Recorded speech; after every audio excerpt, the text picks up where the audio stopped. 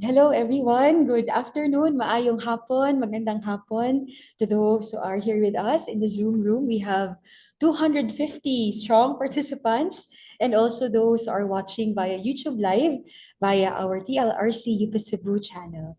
So whether you have been participating in TLRC webinars in the past or we have first-time participants now, we welcome you. And together with the Master of Education program, we welcome you to our KUAN, a webinar series on key unarticulated notes, our TLRC from education. Yun.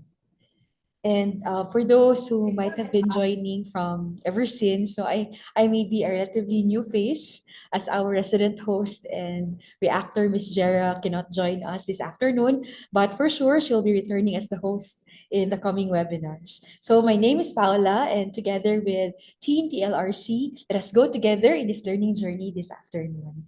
So since we are on the topic of education, we've seen it, right? It's all over the news and it's all over social media how the Philippines ranked at the bottom four out of 64 countries in the creative thinking assessment of the 2022 PISA or the Program for International Student Assessment.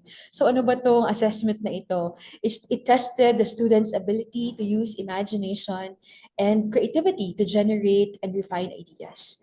So how well did we do or how worse did we do? With a mean score of 14 points, we actually fell below the standard, which is an average of 33 points.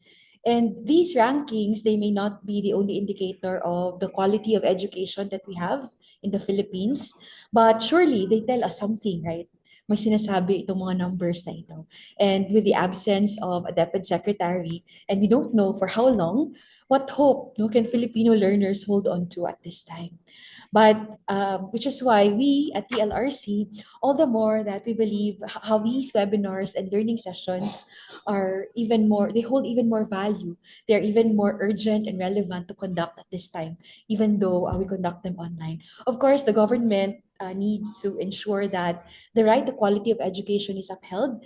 But gatherings like this, although online, when teachers, educators, parents, or various stakeholders, the community coming together to learn together, it is an indicator that we will not let our learners be. So today, we at the Teaching and Learning Resource Center of the University of the Philippines, Cebu, we are all about nurturing the passion for learning, enriching learning environments, and promoting excellence in teaching. These have been the thrusts of TLRC. That is why we are having this education series. So we are truly happy to welcome everyone, and we would also like to acknowledge the presence of some UP faculty and staff joining us here in the Zoom room. Welcome, moms and sirs. And without further ado, before we continue though with our session for today, we will call on our very own Miss Hazel de la Peña to remind us about how we conduct ourselves, especially as we are holding this webinar. Miss Hazel? Okay, so maayong hapon sa tanan. My name is Hazel, and thank you for registering the webinar. To ensure the smooth and productive session, we have established some rules and guidelines. So first, we have this webinar will be recorded. We will be keeping tabs of the proceedings of this webinar for documentation purposes.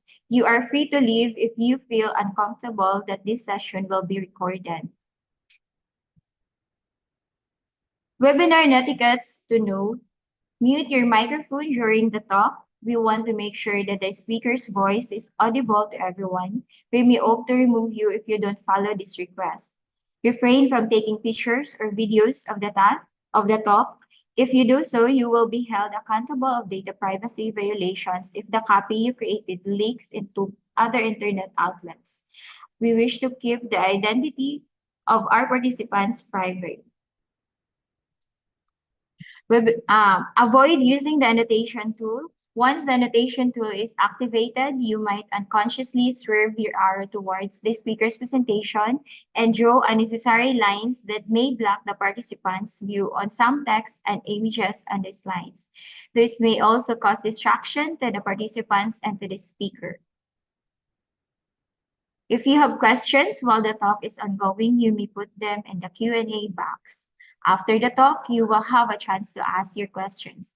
We wish for you to only use the Q&A box rather than unmuting because of the time constraint. And of course, don't forget to evaluate. Your inputs in the webinar will help us improve. Please do not forget to evaluate. After you have answered the form, you will be given a proof of participation. Evaluation link will be open right after the webinar and shall remain open for only 10 minutes. Okay, so we appreciate your cooperation and adhering to these guidelines and look forward to an engaging and informative session. Okay, so back to you, Miss Pao. Thank you so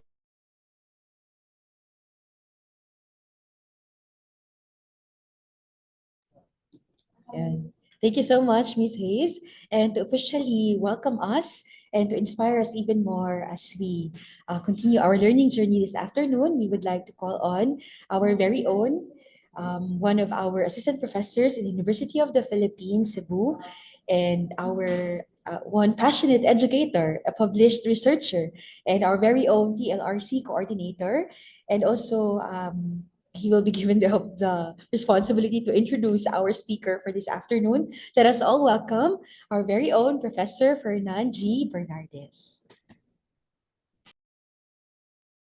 Thank you so much, Paula. Thank you so much, everyone, for joining our event for this afternoon. But before anything else, one moment. Okay, there you go. So again, I would like to say good afternoon, everyone. Thank you so much for joining. As what I've noticed, we are currently 272 participants here in Zoom, and I believe that there are 1,300 plus participants or registrants in our in this webinar session. I know that we're also live use in our YouTube channel.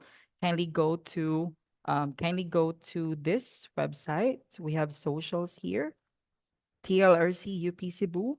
We also have our Facebook page. All you need to do is just to click, just to search this Facebook page, UP Cebu Teaching and Learning Resource Center. We also have our TLRC website. That's tlrc.upcebu.edu.ph. And you may also send us an email through lrc.upcebu, upcebu at up.edu.ph. So right now, it's also my honor and privilege to say something before the event will start. I know that we already been posting a lot of Facebook shares. We receive a lot of shares with the education series that we have. Technically, the name of our education series, it's KUAN. So meaning when you say KUAN, this stands for a key unarticulated notes from education. It also aims to provide a platform for guided sharing of teaching practices that we often know instinctively, but struggle to explain. So also, guys, I welcome you everyone to this KUAN education series, proudly brought to you by UP Cebu Teaching and Learning Resource Center and also the Master of Education program here in UP Cebu. This series will span the entire months of June and July. It also promises to be a treasures trove of insights and practical wisdom for educators at all levels. We also have carefully curated a lineup of topics that address contemporary challenges and also innovative approaches in education. These sessions will cover the following exciting topics. I know that you're all excited to know about our first session today. However, I also would like to share with you guys what are the upcoming topics or series that we're gonna share with you in the upcoming weeks. Of course, today we will be talking about the social media and AI integration. Second, we also be talking about bridging the EFL and ESL divide, an international teacher's perspective that gains insight into the unique challenges and strategies for teaching English as a foreign language or EFL, and also English as a second language from international standpoint. Third, we also have the media and information literacy, introducing fact checking techniques. We also have philosophy of the human person, conventional versus authentic assessment in science teaching. We also have ethics in research and making literature review in research. And lastly, we also inserted group facilitation. It's actually a basic empathetic listening. It helps educators develop their ability to facilitate groups with empathy, also fostering a supportive and productive learning environment. We believed here in TLRC, also in Master of Education program, that each session will provide a valuable knowledge and practical skills that you can integrate in your teaching practices. Also, our aim is to foster a community of educators who are not only knowledgeable but also capable of articulating and sharing their teaching experiences effectively. Again, I would like to thank everyone for joining us in this exciting journey of learning and professional development. Let us take this opportunity to engage, share, and grow together. So this time, since I it's also my task to introduce to you guys our guest speaker for today's event. I know that you're all excited for this, but allow me to introduce our speaker for this afternoon's event. Our speaker is Professor Erica May, Erica May E, or Erica May in Cabo Melendres. She is an assistant professor at the University of the Philippines, Cebu. She completed her Master of Education in English as a secondary language at the same university, graduating. Actually, she graduated with distinction. Currently, she is pursuing her PhD in literature. Also, Professor Melendres teaches both high school and Master of Education programs at the University of the Philippines, Cebu. Her research focuses on literature teaching and also the integration of technology, and her work was also been presented and published in various local and international journals. Her contributions significantly advance academic discourse in her field. Please join me, by the way, everyone, in welcoming Professor Erica May Melendez for this event. Hello. Thank you so much for that introduction, Sir Nan. It was a little bit, pressuring on my end. But welcome everyone to today's session. Before that, let me share my screen. Permission to share my screen, please. Go ahead, Oh, Miss Erica.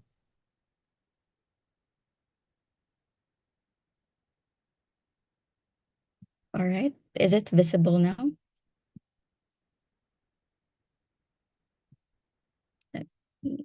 Okay. Okay, affirmative. Okay. All right. Again, good afternoon. Welcome to the TLRC event this afternoon.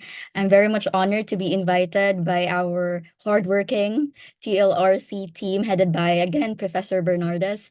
And so today we will be talking about social media, which is one of the most interesting topics that we have, of course, with the emerging presence of AI in literature teaching. And I would want this to be an open space discussion because we are in the same academic community. We share thoughts, we share experiences, we share methods that could probably help other educators in making their pedagogical changes or in making things exciting inside the classroom.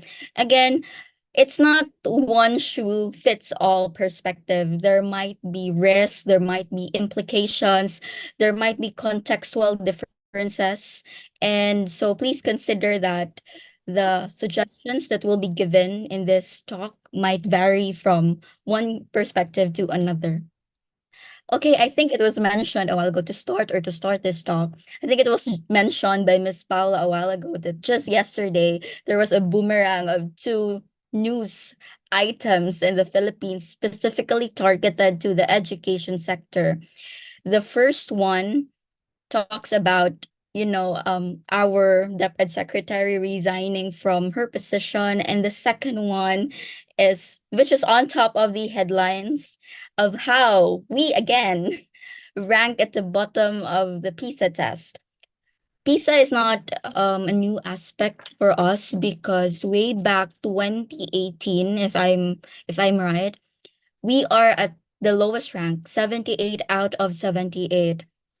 And year 2022, we are at 77th place out of 81 countries. While you may argue that slow change is still, slow progress is still progress, but then again, out of the many countries, we are one of the countries who are, very generous when we produce, honor students or honorifics. And it's quite contrasting that we cannot ace our standard assessments. So this one is quite new because we're not just talking about reading fluency, scientific ability, or mathematical activity ability. We're targeting on the aspect of creative thinking. One of the thrusts of UP Cebu is we're always destined to serve, inspired to innovate, and we want innovators. And when we talk about innovating something, we want to foster that creative thinking skill. Sadly, we rank at the bottom again. So you might be having many interpretations on what creative thinking really is, because that could be subject to many definitions, many connotations. But in the standard assessment, PISA defined it as the competence of students to engage in the production, generation, and evaluation of ideas. So it was released, sample items were released yesterday, and one of that is this one. So students are tasked to write an original title for the illustration beside. So you have there a light bulb, I think, and then you have the earth inside or a planet inside, and they have to write a title. But the thing is, not just an ordinary title, but an original title that many people would not have think of. So that's quite a challenge for our learners, because you cannot just say, the world inside the light bulb, because that could have been, very ordinary and very conventional. So here, what's interesting about this assessment is we're not just targeting on how students can be very creative in thinking, but they're also thinking on how students, these set of students, can demonstrate linguistic or literary competence. Not just that, we also think of grammar fluency because we have aspects in the coding criteria wherein they would be using right punctuations, capitalization, or and also proper spelling. So it's an all package aspect. And think about it, we have been, failing our reading comprehension and reading fluency test. And this one is yet another level. So I think it's understandable that we rank bottom, but it's an alarming situation. Like, how could we as educators not just, show empathy, this is so sad, but really think of how could I make this one better? Because I have a very important role in the classroom. So, based on the answers from this PISA questionnaire, you have there 81. What's surprising is we have 81% of students that they agree on the statement that they like learning new things. And maybe that could justify Statista's results that in this new emerging scenario, there are new skills that learners hope to gain on their mobile devices, because people are always on their phones these days, even students, even us as adults, right? So skills here is first, this could have economic implications, but we will not deal on that. The first one is we have selling on e-commerce, because e-commerce is quite booming in the Philippines. We have live sellers, and etc. But the next one at 52% is using generative AI like ChatGPT. So we'll try to take a look at this in a standpoint that maybe students would want to know how to properly use generative AIs and how we could guide them to the actual usage of this, because I know that perennial teaching is still relevant up until this days. It's still essential. But I think we also would like to embrace a progressive approach when we teach. So instead of saying, you cannot use this in class, why not have the mindset of, I'll teach you how to use this in class, so that students will know in the future, like, okay, I know this, but I also know my limits on using tools such as social media and AI, because then again, there will always be implications, there will always be disadvantages, but we can never, disregard its advantage and how it could probably make better of our methods in the classroom. So, other than that, it was also revealed in the assessment that 78% of the students love learning new things in school. It's not just love learning things in school, but with greater emphasis on new things in school.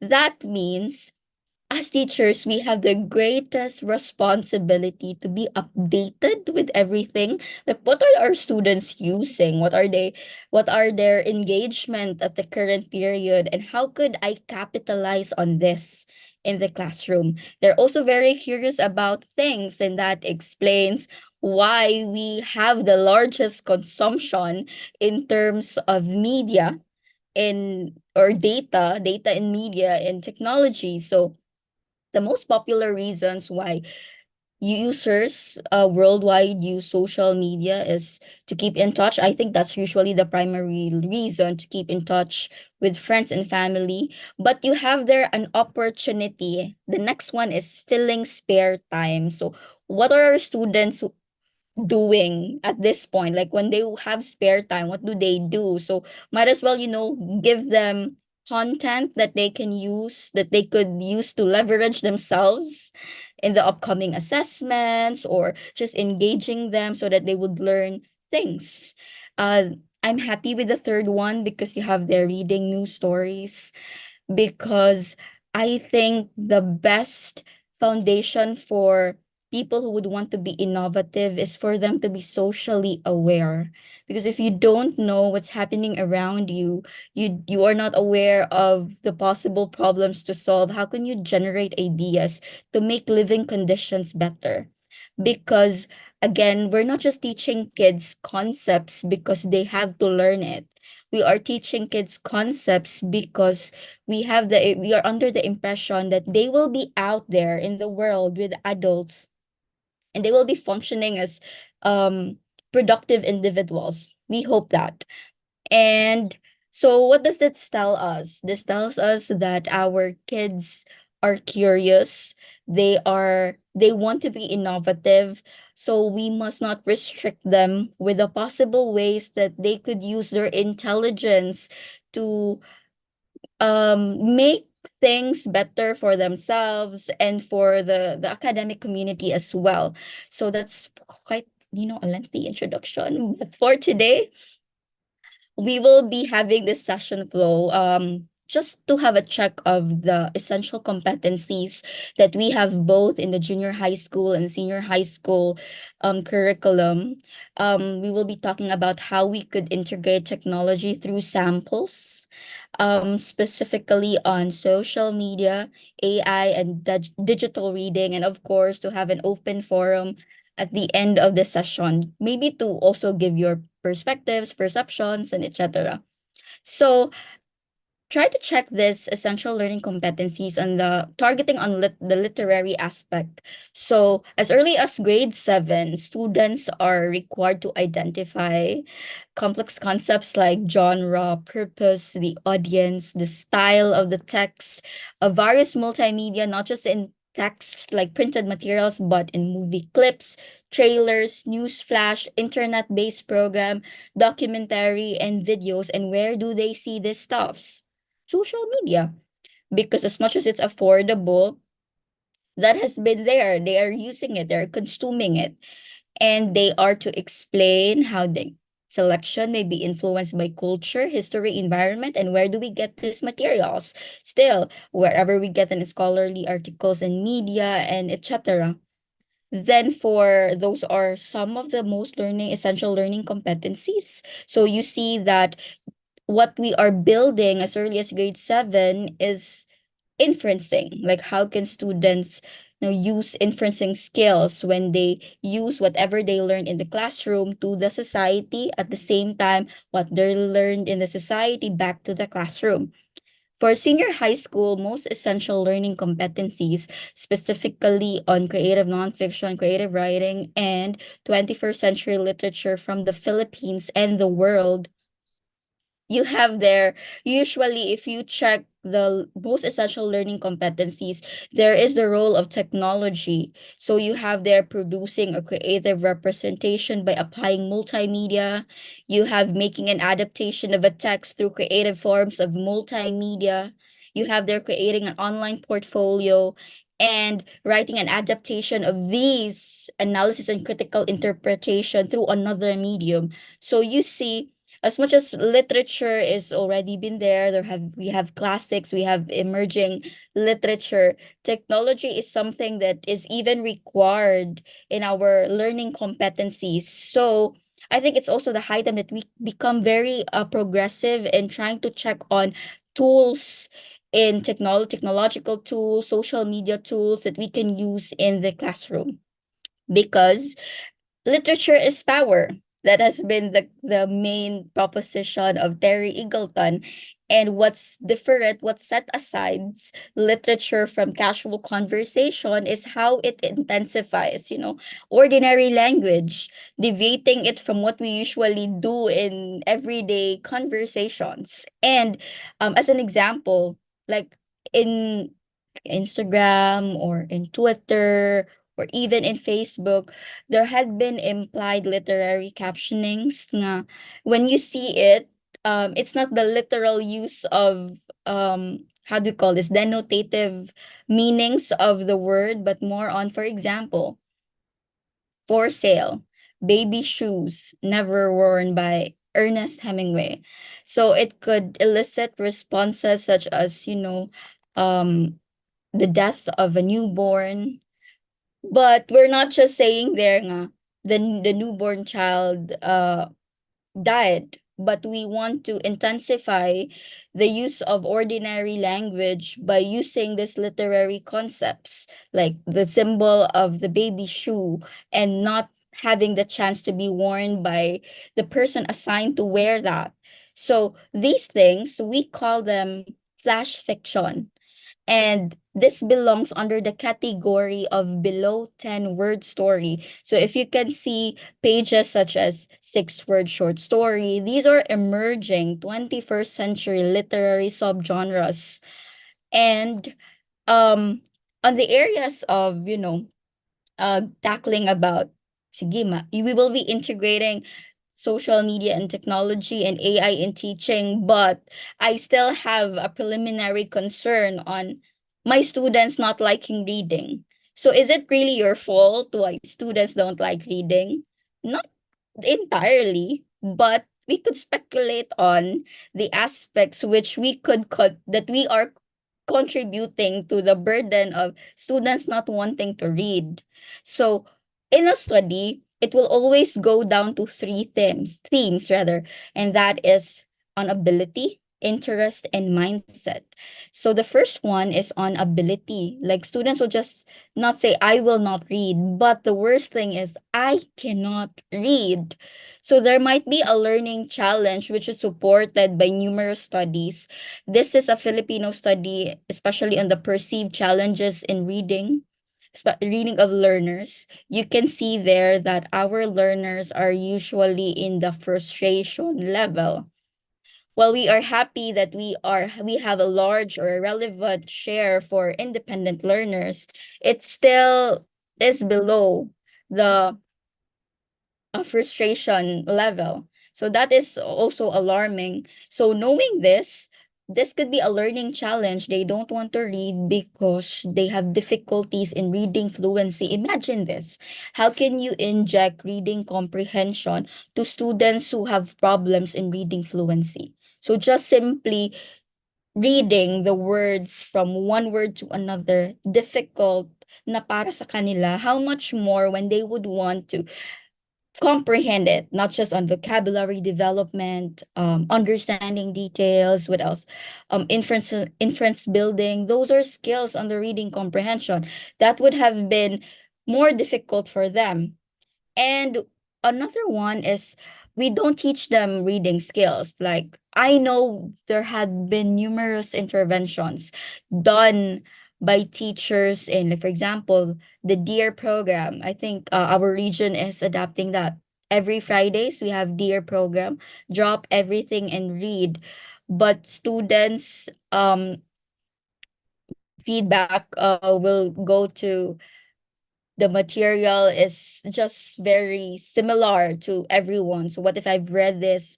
What if the research question, the questions right after were not also implemented well? There had been still, it's a continuous development.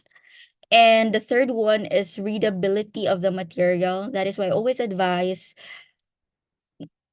teachers, we are material developers, to check the readability of your material, because maybe the text was really just so difficult for your students.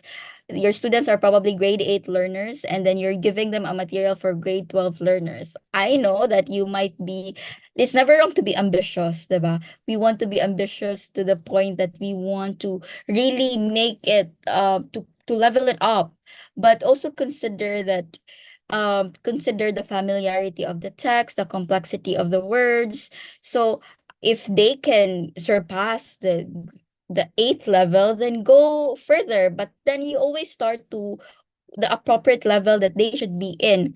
So there is a site that where you can check your developed short stories, because I know that we teachers are very creative. We create our own stories, we create our own poems, we create our own flash fictions. So try to test it. You can check it on www.readable.com. You have there all the grade levels, readability grade levels. You'll just choose whether you'll have gunning fog, smog index, and it's specific to whatever the purpose is. For example, the smog index is particularly for the medical field, like how people would be very familiar with the instructions written at the back or written at the manual for medicines, etc. So you can check in there. Like for example, our goal is to reach 100% of our readers. So here, for example, for Midnight Collector for grade 11 students, that's one of the reading material under 21st century literature from the Philippines and the world. That's by Alma Carpio. Flash fiction still. So here you can see that even grade 8 learners can read that. Grade 9 learners could read that. So that's just safe. In fact, this could be very easy lang for grade 11 students. And this text is readable for 100% of your addressable audience. So you were good with that. So readability, testing for readability is also a key for students to have the capacity to read, because maybe they don't have the ability because you're not permitting them to be immersed in materials that they can read. Next is on interest.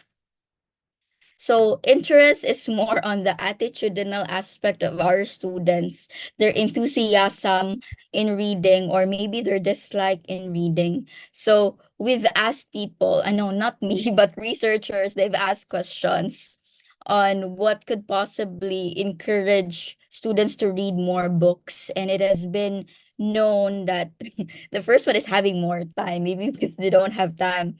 Going back to our statistical results on filling spare time, this could have been what they're doing, no? And then the second one is talking with the people around you. Next is watching or hearing from a celebrity. So they have book talks all around. So through that, they might be influenced again to read books. So you see, encouragement could also come from the materials that they've been immersed to, that they have been concentrating or giving their focus on. However, if you have watched the EDCOM report on miseducation, the failed system of education in the Philippines, probably the reason also is we did not procure textbooks or books for our kids to read. Imagine, this is from grade 1 to grade 10. From 2012 to 2023, Araling Panlipunan only has 5 and 6, grade 5 and 6.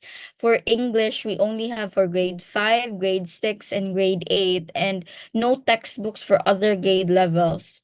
So this is alarming because it's not that we don't have textbooks because we don't have the fund. What's even more concerning is we have budget utilization for textbooks, and a large part of that is unutilized.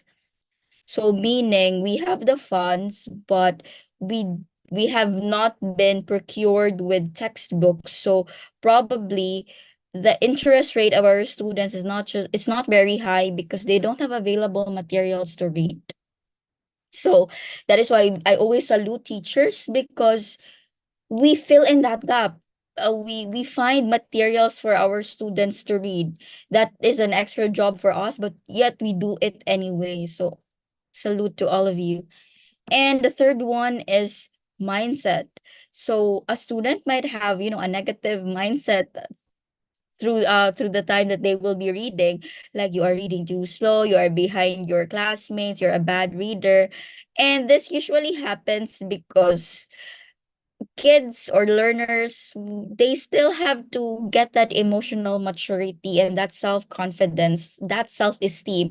They have to believe in their own capabilities and capacities. And another reason could be there we have not been cultivating the culture of reading. So in the study of perceived challenges with reading in the Philippines, it has been known that causes or no opportunity for independent reading rather. We don't have the lack of materials, which is understandable with the data presented a while ago. There's a failure to give learners sufficient guidance for reading. Like we just give them the reading material, but like, how will I read this? How could I read this in a way that I could comprehend this better? There could also be absence of parent, teachers, and learners reading partnership, because cultivating the culture of reading is not it's not just in school, but also it starts at home. Improper implementation of reading programs, and no monitoring of learners progress during intervention. And this is also one highlight of everything, because there is no question about interventions.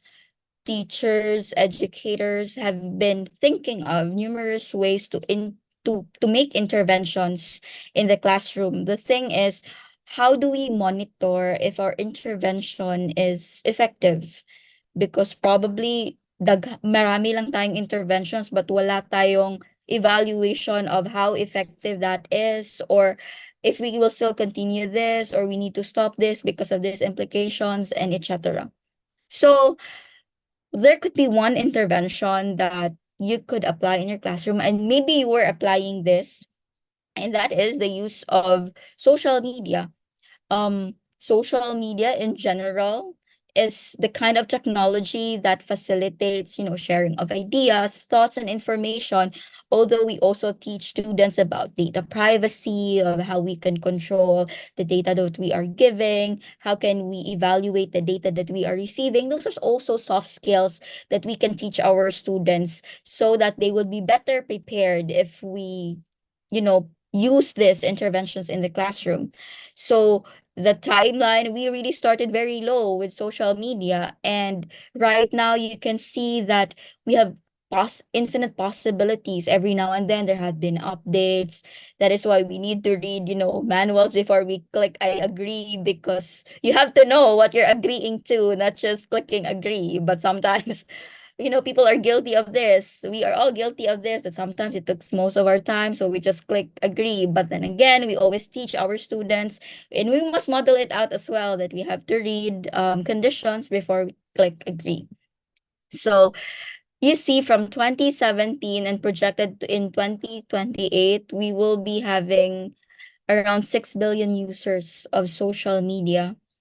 And these are the leading mobile apps used by internet users in the Philippines. Top one is social networking apps. So we have Facebook, Messenger, WeChat, what else? Instagram, Twitter, those are samples. We have chat apps, entertainment video apps, YouTube, streaming apps, game apps. So those are what our students are probably installing in their phones. Then going with the first one, the social networking apps, these are the most popular social networks that our kids or that we are using. Number one still is Facebook, followed by YouTube, then Instagram, and then WhatsApp. That probably is the reason why in the study of Barangas, it was mentioned that our country, the Philippines, is known to be the social media capital of the world because we have the highest photo uploaders and web video viewers. So in terms of games, we're also one of the top, people who are actually consuming it and, using it. And being the social media capital of the world, that will also justify the reason why we have increasing daily time spent by internet users. Like, check your screen time, but you will just be shocked that you have been increasing that.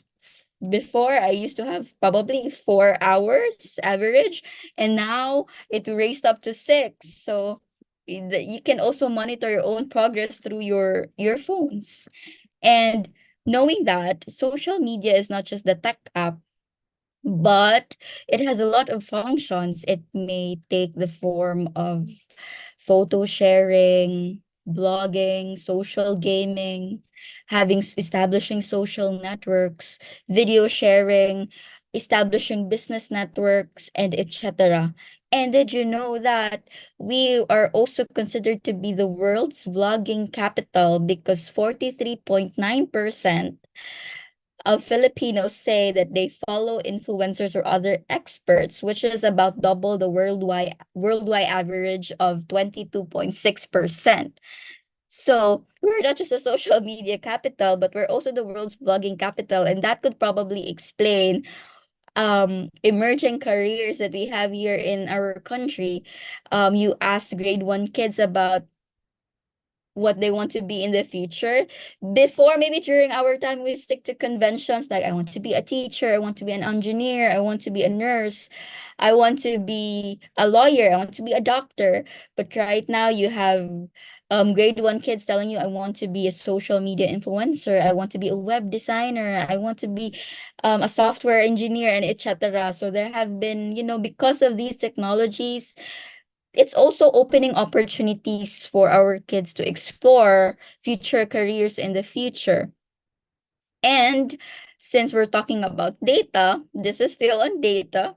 Um, Number of social media users from 2017 to 20 with forecast to 2026, it's usually increasing. So the question here is, when will we embrace social media and try to adapt it into our pedagogies if these are already existing? The numbers are rising, data is rising. So I think we can capitalize on this in our classroom. Because just to give you a wrap up of everything that is, social media identities, user identities, we are now at 86.75 million. So it's there, and there will be many in the future. So technology urges teachers to probably adjust our pedagogy based on students' diverse needs, um, curriculum, assessments, and probably it urges us to adapt to practices to local contexts. Again, we will not be forgetting, the role of contextualization in learning as well. It also there have been numerous studies of how technology could make how technology, social media could make, learning meaningful, because students will be probably they will have the idea that I'm not restricted to doing this in class, but I'm taught how to do this, how to use this in class. So, however, there could be factors that would affect in technological and social media integration in the classroom, because you have to have access to internet, technical support. We also have school culture, which could play a great value in this norm. We also have willingness, like teachers' willingness to use technology and to change styles in the classroom, and also for professional and learning opportunities. So, according to human, in the 21st century, what it means to be a teacher is now shifting alongside the technological aspect. So if you see now, like I will be guilty of this. How dependent am I to Canva when I make my designs? I don't write it anymore, simply because I wanted to I want the next time I'll be revisiting the slide, I'll just be making modifications, but I'll not be writing it again. So I have that in me. So we shift according to how technology changes. Very technoculture. This lens is very technoculture. So, for example, we my team and I had a study on how we could use Instagram in teaching literature or creative writing. So this study was done by Mr. John Go. He was able to present this and published his research in an international journal. And in this study, he was trying to think of how I could make my creative writing class engaging. And then I see students, there was an observation that students love to have good captions in their photos in Instagram. And it's not just, taking a picture, but also we are reflecting on what caption would best, accompany this picture. So through that observation, he was trying to give an intervention that I'm utilizing Instagram in teaching creative writing, specifically on the genres of flash fiction.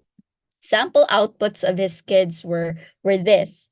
So not aside from that, we have observed that kids, as much as they would want to have good captions, if they don't have good photos, they create their own photos through writing, through drawing, and they do it online or digital. So aside from that, their photography skills as well, they want to showcase their photography skills. So they would also, write short stories, given that Instagram also has a limit with the characters. So very perfect for flash fiction activities in the classroom.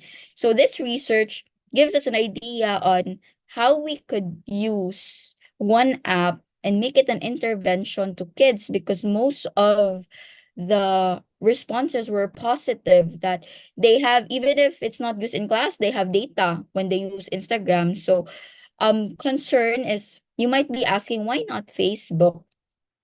Kids don't want to post in Facebook because usually in Facebook you are friends with your aunt, with your parents, and etc., and you cannot hide behind code names. So they don't want that. They might not have that self-confidence yet. But with Instagram, you usually have usernames, and you don't have to have your name as the username. But how do we monitor the outputs? We use a unique hashtag. So when we search that hashtag, we will know the outputs of our students.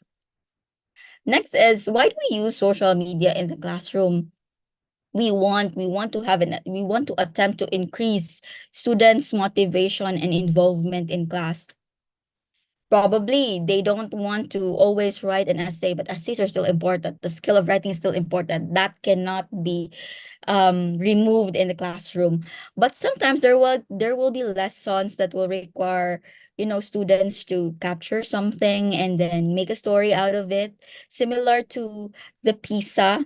On creative writing, you have a picture and then they have to create a title out of it. Photo essays could be one of your activities in the classroom. This is a visual form of storytelling. This has two forms. It could be thematic, you only have a concept and then it's uniform for all, or it could be in the form of narrative storytelling. You have a setting, you have characters, you have a plot, but that's done through stories. We have photo essays, and this has been published in Facebook. We have contest of kids joining photo essays.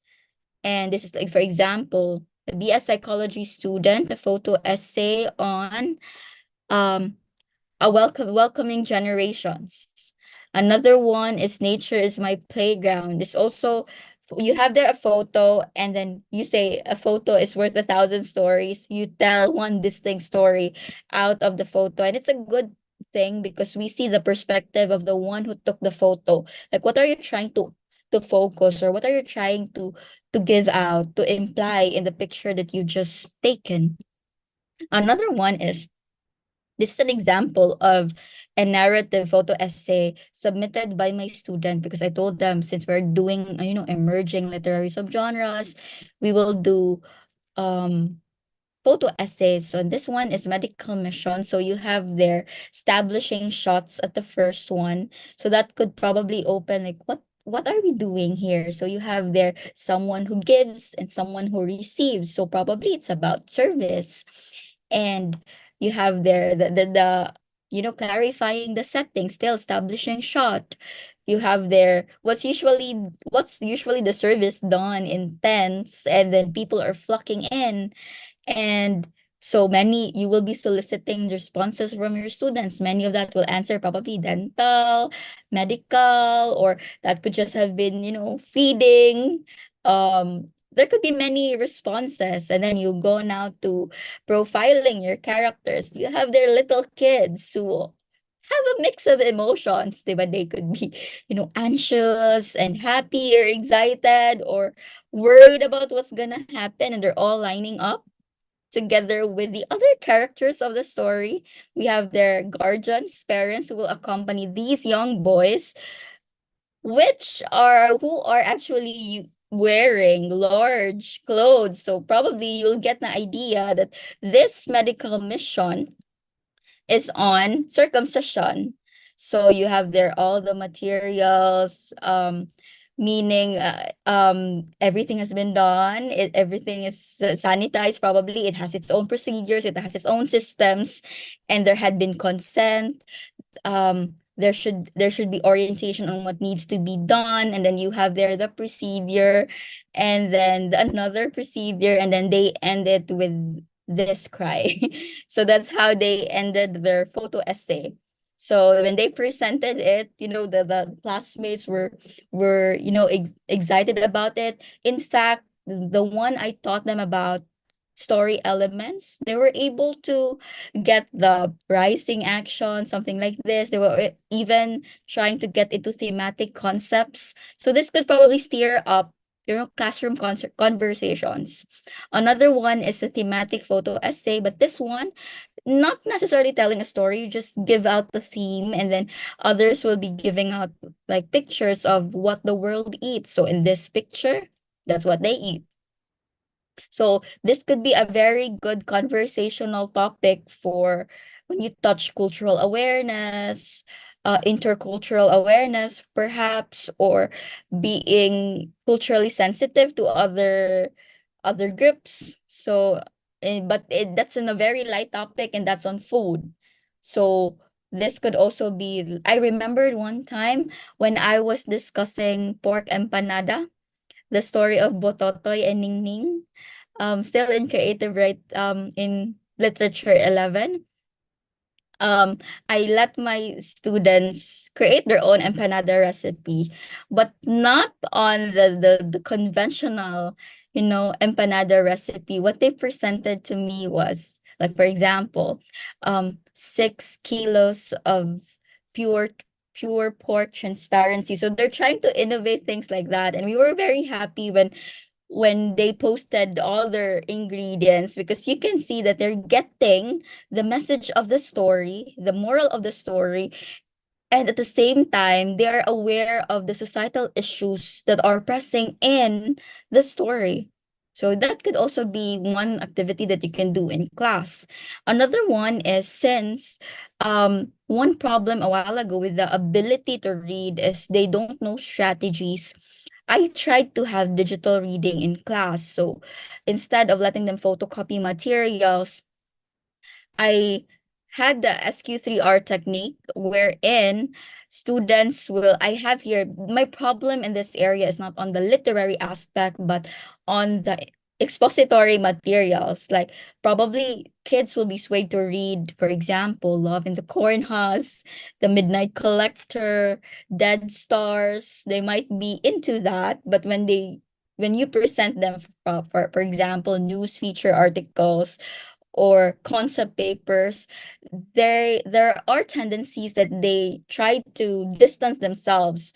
So as part of the intervention, I had digital reading because I want to teach my kids reading strategies that could somehow affect their reading comprehension. So here it's in Google Docs. During this was way back to 2021 or 2020, before the pandemic. So you have their guides on the side. Students will know what to do in, for example, if I'm doing this, if I'm at this part, what should I be doing? Then they have worksheets to answer at the end of each digital worksheet. So there is a guide to scaffold learning, but there's also a way to open up independent learning towards kids. So here, you have their survey. They have to question the material by having, preliminary questions from their impressions. They will be reading, they will be reciting, and they will be reviewing whatever they've answered. So the research yielded positive results, especially during, short assessments. So I'm checking on trends if it's really, positive. Is it really effective in my class? Or maybe I'm just under the illusion that it is. So to supplement, qualitative statements from my students, I also tried to test it, like which one is effective. It may be effective using this article, but not so much if it's lengthier. So, or maybe it's more effective if it's lengthy, but if short articles lang, you don't use it na, this technique. So you can discover many findings or results from the intervention that you just did. And I did thematic codings, and these are the responses. So this has been a new thing for them, because at some point they find it new to answer worksheets in digital format. And on my end, it will be easier to check for plagiarism during that time, because I think AI was not that emerging during that period. Students were not probably so immersed at that period. I usually check, it through Turnitin. So I will check the plagiarism rate, because we also teach our kids na when they are exposed to these tools, they must also know how to regulate themselves to the point that they're not committing academic dishonesty. So before you actually do these things, before you orient them, inform them about, for example, you use this, what should you do? You have an idea and you want to use it in your text, what should you do? Citations, paraphrasing, summarizing. These are skills that could help them when they come across digital worksheets. And that's what I did before I actually had this intervention. Another one is short word stories. And this is in relation to Instagram captioning. usually 6 to 10 words. You can find it in Facebook. So kids are actually using that when they feel probably happy to elated, or they could be feeling down and blue. They usually write captions, not in the very literal sense nga I'm feeling down and blue. But sometimes they use idioms. I'm feeling under the weather. And those could, also somehow increase language proficiency. Another one is book talk. So during the pandemic, TikTok was a very popular app. So usually it's 15 to 60 seconds in length. And if you search book talk, you have there a surge of people doing reviews with books. And if kids watch this, they might be enticed to read as well. If they don't have the actual book, ebooks are also very available online. And we use social media to fulfill ways of collaborative and participative learning. Gone are the days that we just rely on classroom discussions. Like, what if I'm outside the classroom, but I still want to talk about things inside the classroom? You can engage them in Twitter forums, because if you check, you have their hashtags, and then people are commenting on a specific material. They have their views on it. Or even if you check Facebook, you have their, for example, Inside Out 2 just came out. So, or Bridgerton just came out. So you have their people giving their reviews and commenting on their stances to the technological aspect, production aspect, the story aspect, the plot aspect, a comparison of the book and the movie. You have it there. So these forums are also helpful for kids. So we can also engage them in things like that, wherein we don't necessarily have to let them stand in class. They could just, you can open a forum, and then they could comment on it, and you can see all the comments. You can see the participation in the forum that you created. Aside from book talks in TikTok, you also have booktubes in YouTube. So you have their um recommendation book reviews that vloggers, influencers, or social just users are uploading, so that they could guide their watchers on possible things to expect when they buy this book, and etc. You can even, before, we are used to having book reports, written book reports. That's still essential up until now. If you want variety, you can let your students film a book review if they are confident with that, if they feel comfortable being filmed. Or I had a student that she's not very confident in filming or showing herself on camera, but what she did was she just recorded herself and then showed pages of the book, and showed videos relating to what she's saying. So that is still a good book review. That also requires them to actually read the book. So you could open up different platforms and modalities for students to submit an output, not just limiting it to the actual worksheet or text. You just have to guide them, or just have to tell them, or give out guidelines for them to stay on track, and to get the same competency after, to achieve the same competency after. Next is, we use social media because we want to capitalize on how students are very familiar with the tools that are around them. So Twitter, we have now, under flash fiction, we have 10-word stories, jabble, dribble, sudden fiction, microfiction, and surprisingly, we also have one, and that is Twitteriterature. In Twitteriterature, they tell stories using threads. Although there had been grammatical and lexical issues about this, because in Twitter language, sometimes they use slang words, but it's also uplifting to know that literature is still there in Twitter, and then they are using it to tell stories, but it's done through threads. Because I've noticed one student told me na, Miss, I'd like writing stories in literature, because it allows me to break down my thoughts and to organize it in a way that I'm not so blabbly or wordy about it. So that could also be an opportunity for, students in the future if you want to engage them in forums in Twitter or to let them write stories in Twitter. Because as much as, there had been many dramas in Twitter, we could also somehow change the landscape and make it literary. So, these are um testimonies with literature. They have the free choice of words. They can add their own personal knowledge.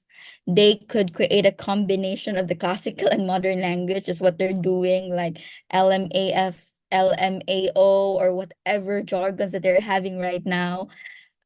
I still consider myself as not an old teacher, but every time my students say a lengthy acronym and then they all understand it except me, I'm trying to reevaluate my generation.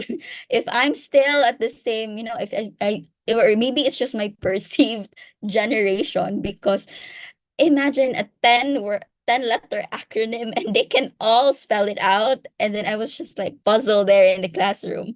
And they all learned it from Twitter. So I realized, yeah, I must also know whatever's happening so that I may relate to whatever they are talking about. Another one is Insta poetry. So aside from Instagram captions, they also do Insta poetries. And probably this is because they fantasize too much on, the poets that we have. But this is also a new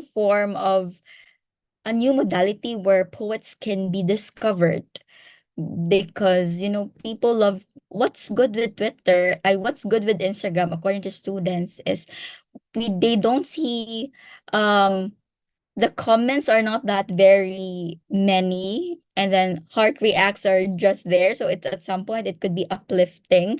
Somehow they are anxious to post in, I just knew this, they sometimes are anxious to post their works in in Facebook, because there are many reactions and then what if the reaction is unfavorable, so that might not be favorable to them. Although I would still advocate to, teaching our kids that not everything will turn out nice, and they have to learn how to accept criticism as well when they would want to publish their work.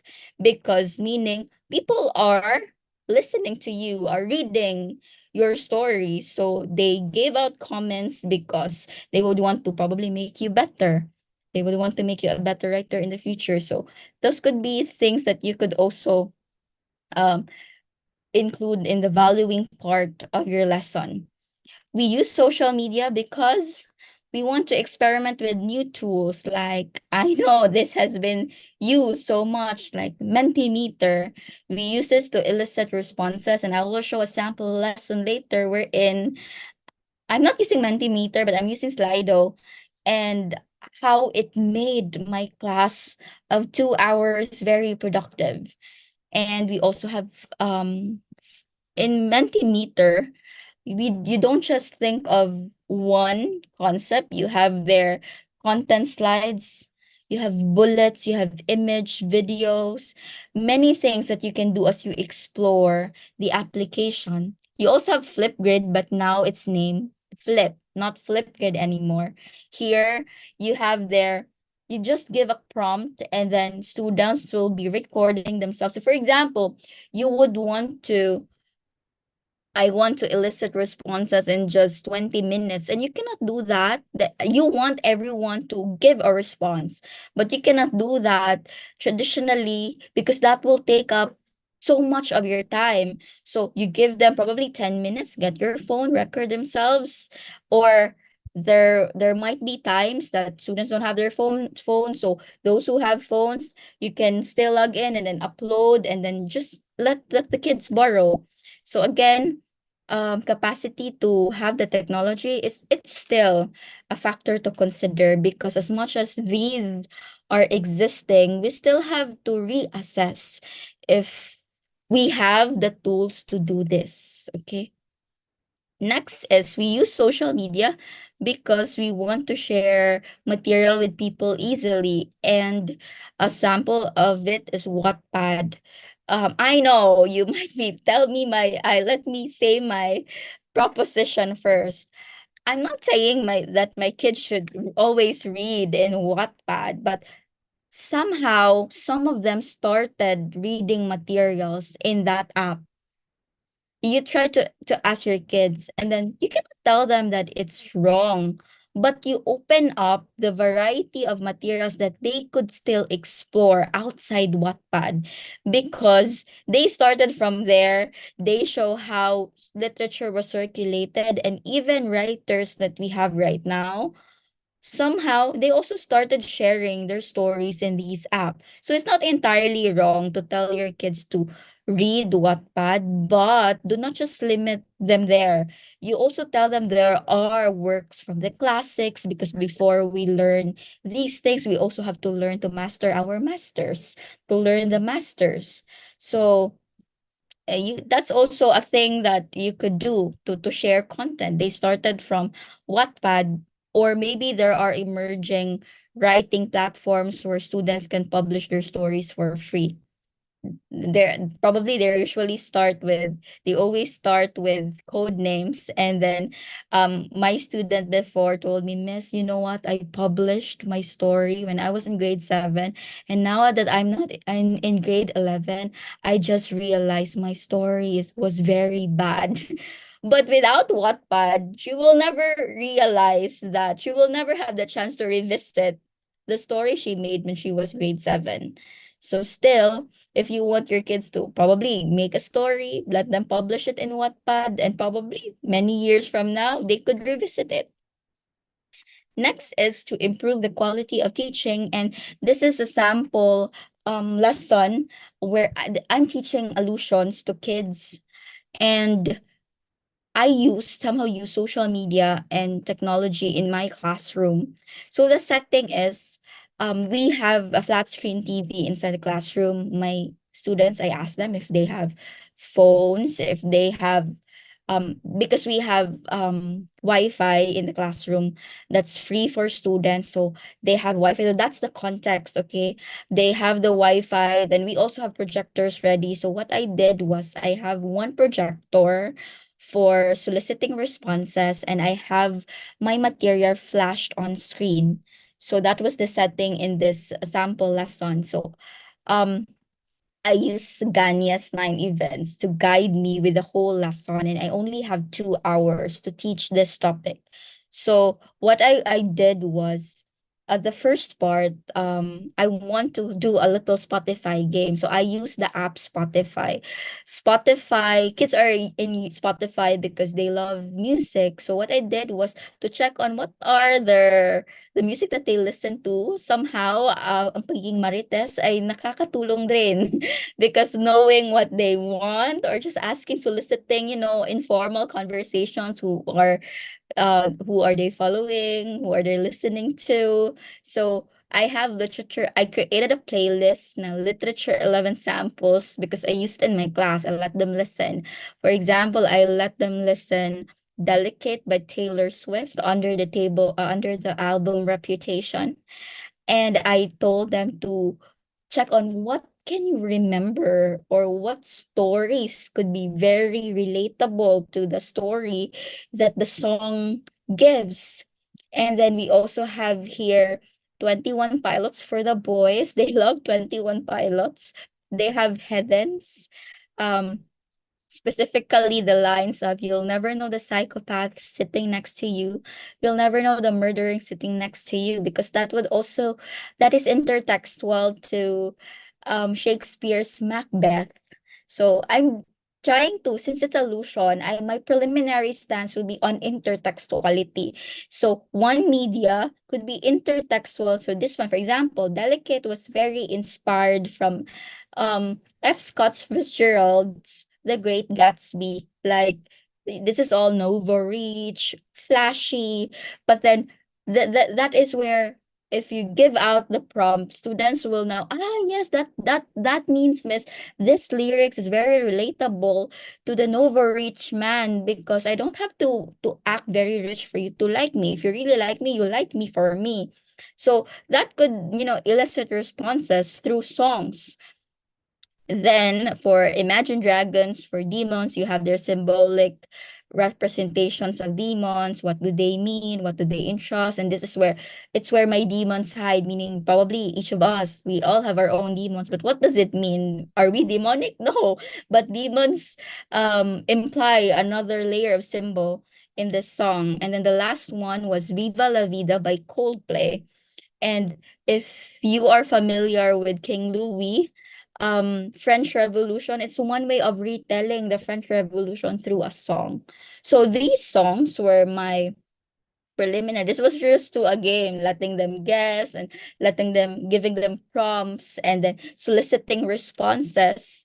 The next one is I unveiled them my learning objectives, which is when I want them to engage and be challenged, I song lyrics identification. Then I was letting them understand literary allusions, analyzing allusions in literature, and exploring intertextuality and interconnectedness.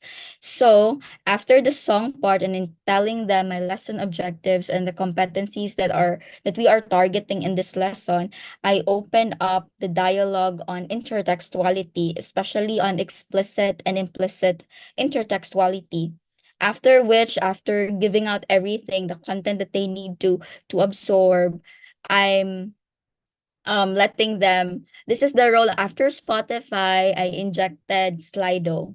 So here I'm introducing allusions in literature. What are allusions, functions of allusions, types of illusion. And then as I'm going through each type of illusion, for example, Sisyphean tasks. So these are the things. And then I gave a sample illusion. And then through Slido, I'll tell them, okay, open your Slido now. And then I want you to create a sentence that uses the illusion Sisyphean task. So through scanning this QR code beside, in less than 5 minutes, I got responses of students giving out sample sentences using this allusion. So there, we will check each, and then from there, we will identify, this one is correct, this one, I think this needs more context, and then the next one, I think you need to develop this. So it would be the responses, eliciting responses is much easier. And on the students' end, they don't have the names there. So we will never know this response from this person is wrong. So at some point, the formative assessment part of eliciting responses was safe on their end. They are not so bothered about it because they don't have their names flashed. Then after that, I went to another. So that will be there after each allusion. I let them give an example for think of a sentence for 2 minutes and then flash, and we will review, just like skim everything. And then after the whole thing, after discussing everything, I still use the Slido app, still formative assessment. I let them spot the literary allusion. So for example, my mischievous research group mate only contributes minimal work. Most of the time, he shows his ability to appear and disappear at will, leaving us hanging. So what allusion should be used in this sentence? So the answer is Cheshire Cat. So they would just answer there. And I would know how many got it right, how many got it wrong. Still formative assessment. Then if I feel like everyone understood the lesson, I will go with another app, and that is Flip. So in Flip, I opened up a classroom. Okay, so just go out, log out in Slido. Let's go to Flip because prior to these lessons, I already let them, create accounts, but everything is very educational. So they have to record responses. I give them prompts, like for example, give me sample cover allusions. So I think one of the sample. cleverest examples of illusions I've seen is from Bo Burnham's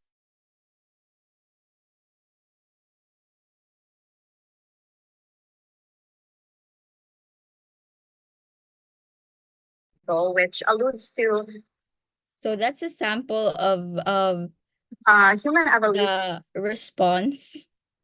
And I also give feedback every time they upload something, because when we're using applications like this, students appreciate if teachers also give feedback so that they will know that you're actually watching it also.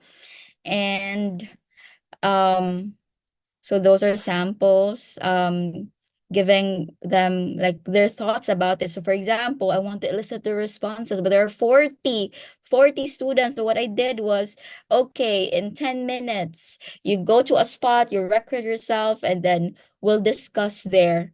So I've elicited my responses, and then I did that in less than 20 minutes. And then we're done. And we continue to the next one because um we want to cater their examples. We want to see if they understood the things, these things through responses. But asking one by one could take up much of the time. And we can also see students are very creative because I only asked the responses, but they did extra on trying to give out filters. And it's just 10 minutes or 5 minutes if I can remember it right. Then for the last part, I let them craft Instagram posts with literary allusions in connection or in how the partnership with their creative, I know, basic photography elective. So we have an elective subject under basic photography, and then I told the teacher maybe she could check on the quality of the picture, and I'll be the one to check the caption. So one output hitting two birds, one stone hitting two birds. So for example, this is the picture, and then they should have a caption with an allusion in it. So the government paid no heed to the cries of the masses for better governance and competent officials. Our nation is in a Kafkaesque world of chronic unjust system. So I felt like I'm doing the right thing. If I see my kids, being socially aware, they could just like take a picture of something, but they would want to also to give out a message using allusion. So I appreciate this so much. Another one is this, very inspirational to our university. So it was a secret garden because it changed a huge part of them. So they also give out context so that they could apply the allusion properly. And this one is Plato's allegory of the cave was used here.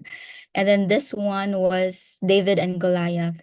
So but that was not the end because the last part, yeah, I've graded this part, the making of the captions. And for the last part, I also asked them to construct uh, poems because our next topic will be on poetry. So whatever the responses here, I'm not very particular with the technical aspect of poetry since it will be discussed the next part. This will also become the springboard of our next discussion. So to tell them also that each topic is intertextual to one another, sticking to my topic, intertextuality and interconnectedness. So this is a sample response of a poem having allusions in it. So this is just again a sample lesson, and I gave you my context with the students as well, so that you will not be also placed in an illusion that this is applicable to everyone. Again, it depends on the available materials that you have, or you can even go beyond it if you have the means. And since I think I gave lots of activities that you can use in your classroom using social media. Now, I would like to give out a little on AI or artificial intelligence. So AI has been present. Sometimes it could be a threat if our students are not oriented with how to use it. AI can perform many tasks such as, image recognition. Up until now, we can, do speech recognition. They could even do voiceovers, though I think oral communication teachers will still argue that it's different because with real humans, we can put emotions when we read out things. It's not very flat, or it's not so dramatic if it's just monotonous, if it's voice recorded using AI. There are many implications on AI writing tools, especially on its impact on learning, because it might have an impact on students skill set, on students learning. It could be if it's not used properly, again, if it's not used properly, it could impact on students' ability to do research, students' ability to do critical thinking, and to practice writing skills. Because if they're not oriented on how to do it, they might just be committing academic dishonesty. Um, with AI as well, there could still be problems on consistency and accuracy. So it is always available, advisable rather, to verify AI generated content to credible against credible sources. And there could also still be lexical, grammatical mistakes in AI generated content. There could be heavy problems on ethics and plagiarism. That is why we need to orient our students on the cases of plagiarism in class and to promote academic honesty in outputs. So, personally, when I use AI in the classroom, I only use it for to let students practice the real thing. So, for example, I'll show you later a sample of an app wherein I teach creative writing to students and they have numerous questions. Sometimes I cannot cater them in one period. In consultation periods as well, two or three students could take up 1 hour. But when I introduce this app to them, which is Sudowrite, they I taught them how to navigate, like how will the words change if the genre that you are trying to evoke in this story will be horror. They would know the differences of the tone, the style, and then the next time that we'll be talking about it, I'll be soliciting responses. Okay, so what was your experience here? Like, for example, when you changed it, I realized, miss, the imagery, the sentence, it actually changed. It My sensory imagery also somehow changed. Before, I was just usually visual in my horror story, but then I realized what's best is evoking tactile imagery or kinesthetic imagery. So at some point you will be shocked with how, inquisitive they can be when they were immersed in an app. And then during our meeting, consultation periods will just be on realizations that they did, and then queries. Like, for example, is this right? If, for example, I feel like there's a problem with this content. So they got models that they could investigate, but during the actual writing time, I don't let them use any technology at all. So during assessment time, and I let them write stories after immersing themselves with, these tools and experimenting on models, story plots, story outlines. That is the time that I let them really write a story using a pen or a paper with no gadget at all. And then I realized when I was comparing their first output and then the next one, I come to realize, with the help of my students as well, that these models actually help them because, for example, they want to work on aliens or dinosaurs. And honestly, I don't memorize all the types of dinosaurs. Maybe what's very familiar was Barney or T-Rex. But when you talk about complicated names of dinosaurs, I don't know them. But when I had them experience Sudorite, they were it's like a story bible. They will be the ones to give out the information, and Sudarat will just be giving them ways or ideas rather to how to go around the story. So what I like about this AI tool is it's still asking information from the student, unlike Chat GPT that you just write your question and then give me a story about this, and then it will give you a story. With Sudowrite, students have to be familiar with literary elements because it will be asking them, what type of character will you be building? What's the characteristic of your character? So I'll let you see that later. So another one is there would be types of artificial intelligence. It's three, but two were given descriptions. One is considered to be super AI, which I don't know how we feel, how what will be our impressions, but it was known that it could somehow revolutionize, teaching, learning. It could somehow be very human-like. So I don't know what to feel about super AI. It's not present yet we will just see in the future what will happen. So we have narrow AI like Siri, um, Alexa. These are considered to be narrow AIs. They just like, for example, you want a question. It's not so wide because they just stick to scripts. They just stick to algorithms. General AI or generative AI. So it can be found on self-driving cars, operating rooms. Like for example, generative AIs could be also part of general AI. And uh, in this, we also have it there general impressions of students, how they perceive AI, the use of AI in the classroom. And most of them were, for example, how often do you think teachers today are able to identify when students use AI to assist with their assignment? They're not sure. So that's why you have to establish that you as well would have specific AI identification tools, especially if you're a writing teacher, because yeah, these are all everywhere. Sometimes students can be tempted to g- to stick to generating AI content and then passing it directly. So you must also have the tools to identify AI generated content. Then you have there, how often do you think students should be allowed to use AI tools? And then usually their answers were just sometimes. So at this point, the use of AI is still very liquid in the classroom. It depends on the how effective the teacher is in moderating these contents and giving out guidelines to how students can use this.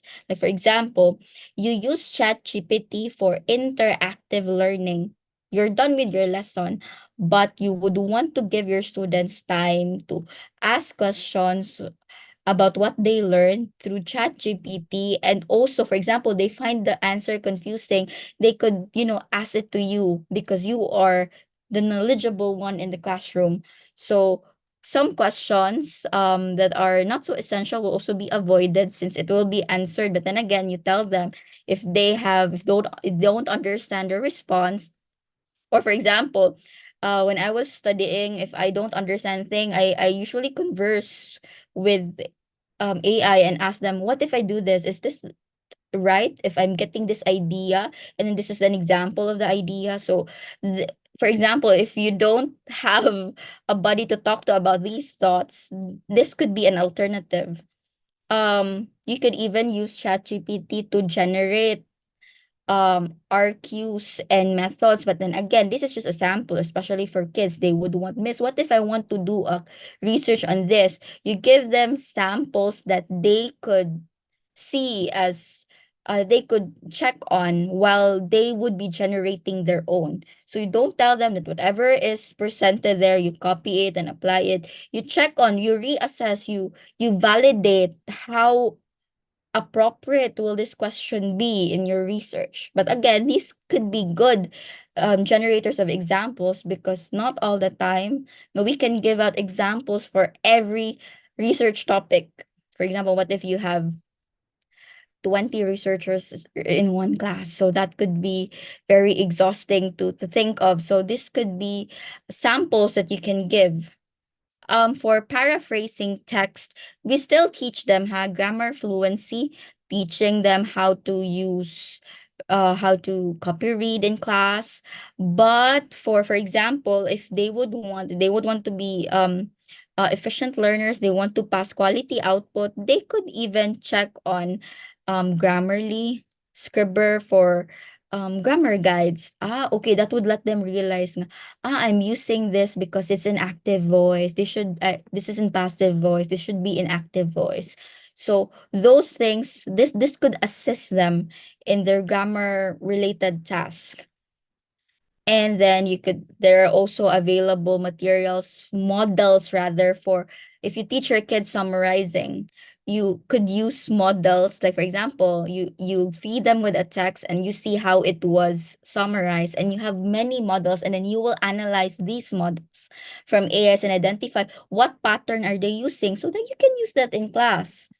Then the next one is, for example, you tell your kids to do literary analysis, and you want in RLs, you would cite one study to another, one concept to another, and then Research Rabbit helps you with this because you can see there a web of studies, how they are related.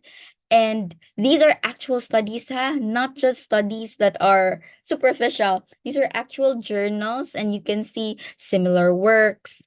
You can see authors, what this author is pursuing. Or for example, I am doing a literary analysis on of Edgar Allan Poe. So I selected papers of Edgar Allan Poe. Then from one paper, I'm checking on similar work, and then all similar works will be presented. And then you will be the one to create a web. So when I create my RL, I usually do Research Rabbit because I would be placing similar works in clusters. So when I cite them in my RL, I would know that these studies are actually saying the same thing. So I'm putting them in a web. You can customize the web. And these are, again, sources and journals in Research Rabbit. And the next one is Perplexity. Unlike ChatGPT, Perplexity, if, for example, you give out a question, you will be able to give out, for example, academic. So whatever the responses will be based on journals, scholarly articles. So when I use that, I would see, like, for example, what are the sources that says this or that gives out these answers. So unlike, again, ChatGPT, there are no sources there. It's all just created without, so you have to counter check. But with these AI tools, this could help students in citing information and checking on credible sources. What I'm telling a while ago was Sudowrite. This is an AI writing tool that claims that it sounds like us, not a robot. It has been reviewed by authors that it's scary good because it's scary maybe because yeah, probably I'm this one is better than me in writing. So that could be a little, also a little scary as well. But this could give out, my stand will always be in AI. We could use it as models for guidance or models to evaluate so that we could better, teach our kids styles in writing, styles in creating stories, novels, or etc. to generate ideas. So I'd like to share, okay, for a while.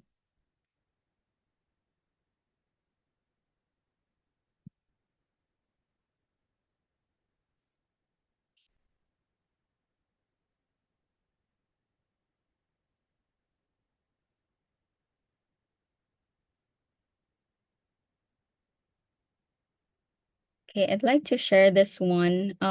This is the interface of Sudowrite. So, for example, you would be teaching your kids, you have discussed everything in creative writing styles, elements. So here, you can write the story right away. They can write the story right away with their right. You could have guided approach wherein the students will be following your instructions. They could be shifting their tone, so they would see, like, what if I'm writing like Whistle Down, or what if I'm writing like Edgar Allan Poe? How does Edgar Allan Poe chose his language? Or you will having the rewrite option. You can have here for imagery, like for example, I have here, but I will be activating imageries of taste and touch only. You also have the brainstorm approach, like article ideas or descriptions. It's all in there, and it's a free app. For Story Bible, which is usually used by students, there's a brain dumper. And for example, the option here is the student has to write a brain dump of everything they know about the story. This can include the plot, characters, theme, and anything. Then they would also ask the students, what genre would you like to pursue?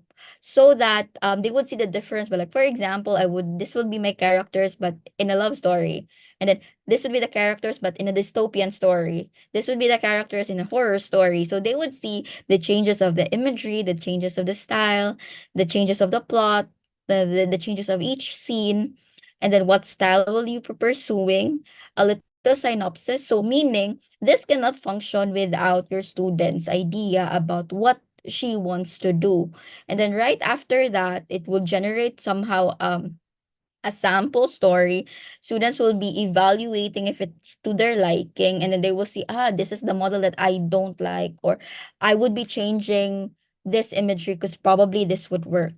So again, this is just you have to learn this first as an educator before introducing this into the classroom, because your kids might not may not be familiar with everything, so you have to learn it. But this is actually a good output. It saved my time when every time there's consultation, the questions will not be what plot should I be pursuing, but miss, I have observed that if I follow this streamline of stories, my plot should be like this and that. So when they write their stories without technology na pen and paper, I see that there is a significant difference in terms of how they innovate themes, how they check developments, and etc. So after that is,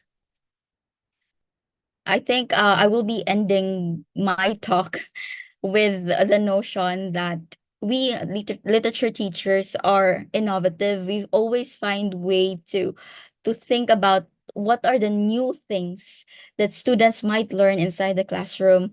We are adaptive because given our context, we find ways how we can still introduce this method despite having limitations, and we are always creative with ourselves. That's why the UP's motto says padayon, like meaning dasig or go forward, or um we must be progressive as learners, and as teachers, rather, as teachers we're always learners. But again, to end this up, if before I accommodate questions, remember those three things every time you work on your lesson plans. You are innovative, you are adaptive, and you are creative, and there's nothing that you can do. Thank you so much, and I'm ready for your questions if you have any. Thank you so much.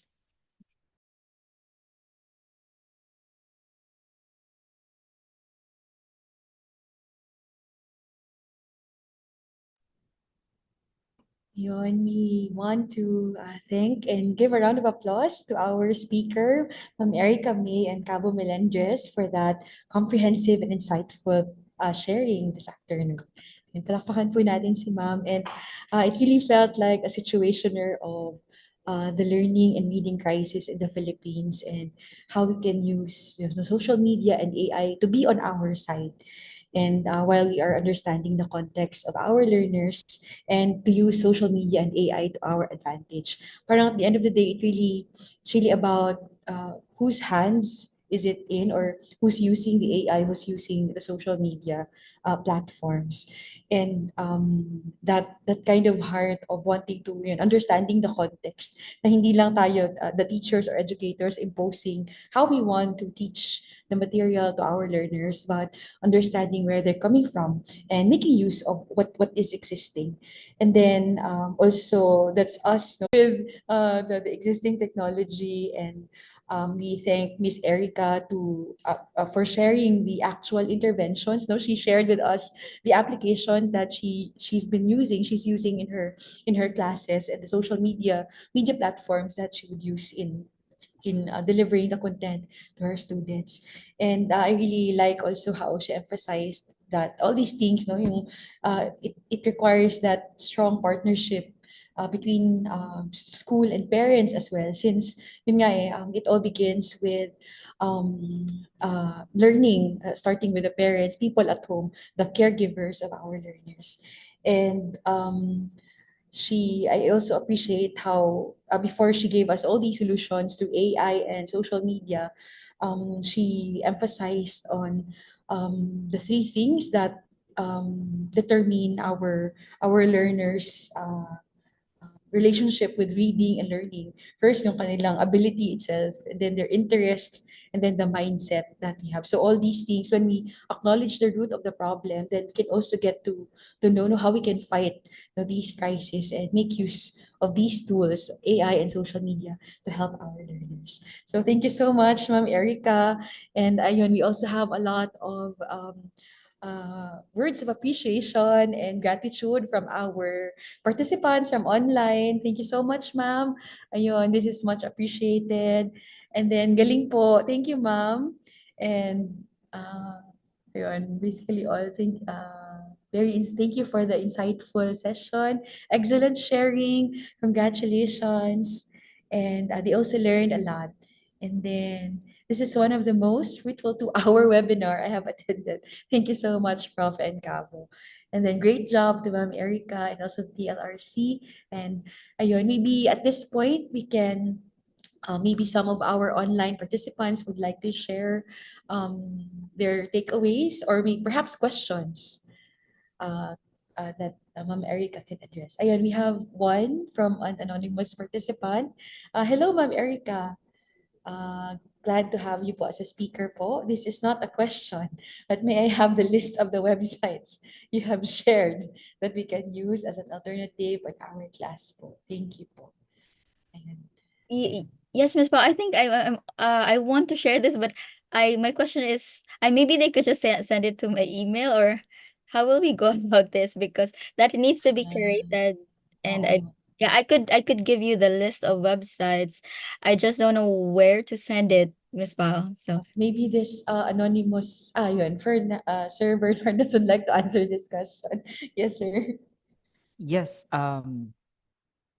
Okay, so regarding this, Miss Erica and also Miss Paula, and also especially to the anonymous person who asked this question, I want you to send an email directly to lrc.upcebu at up.edu.ph, and we will send the list provided by Miss Erica. yes, thank you, Sir Nan. Thank you.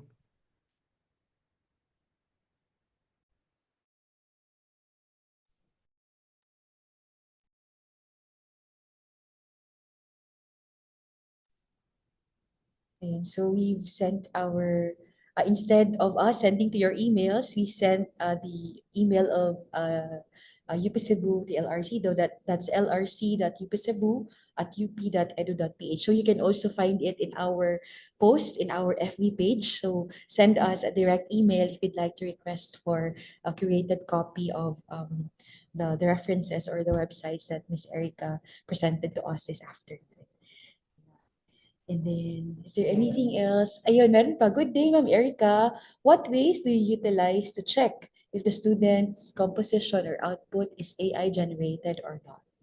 Thank you, or more power. So it's not about whether plagiarized or not, or it's more of kung AI. AI. In the university, we have instructor accounts for Turnitin. So if we usually I am traditional in assessments because just to avoid things happening like this. I usually, for example, in creative writing classes, after being immersed with these apps, right after that, when the final assessments came, when I asked them to write a short story for probably 2 hours, they're not allowed to use phones. They will just be using the pen and the paper. So I'm still traditional on that part, in the assessment part.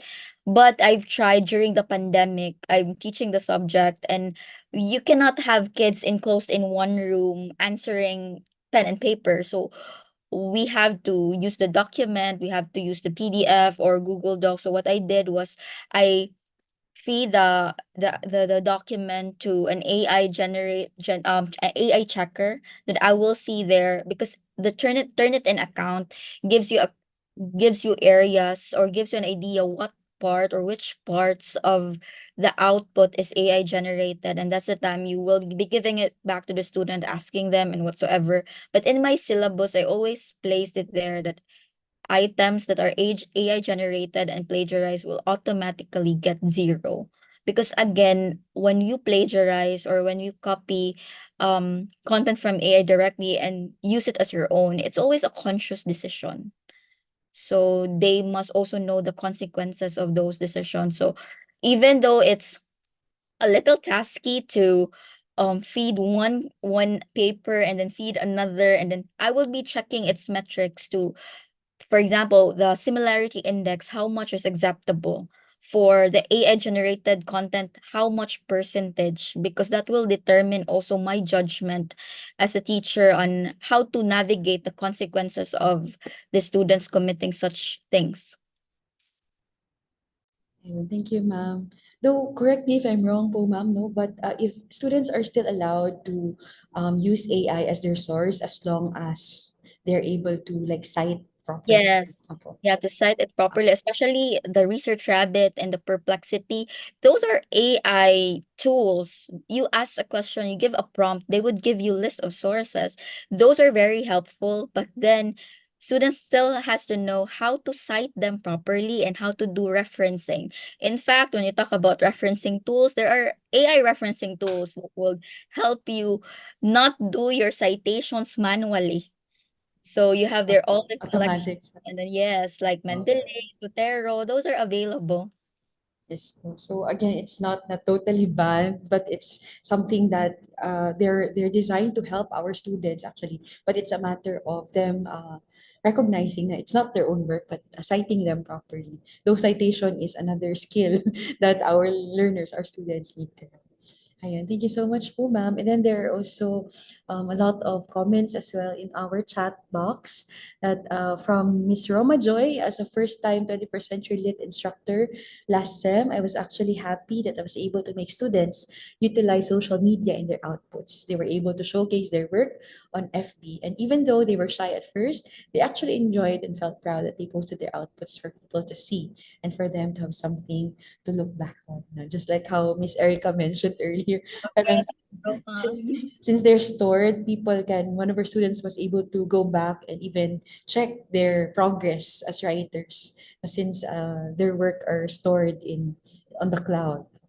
And then siguro with that po, ma'am, I just like to ask on how do you deal with learners like getting distracted with, I mean, of course they go into social media and use it for educational purposes, but knowing the nature of internet, parang you open one window and then there are other other things, a lot of things to explore. Do they have to experience, do they experience also that kind of like, and how do you like manage or handle those kinds of situations? yeah, that could actually be a factor, because for example, when I was doing the Slido thing, I was thinking, if I solicit responses, they could just like search it online and then give the response to Slido. So what I did during that time was I was very strict with the time limits, that it will not allow them to navigate from one window to another, because maybe there could be, possibilities in the future that we could restrict, opening pages. I'm still learning that. I will be learning that for sure.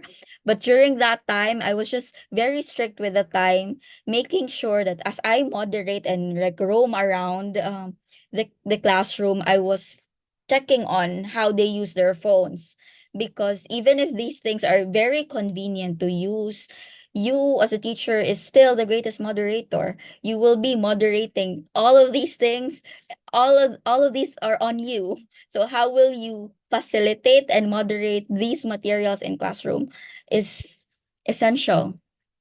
So that's what I did. I was just very strict with time limits, that it will not allow them to jump from one window to another. And if they do, there might be having the powers of the flash. But yeah, that could be the skill that they have.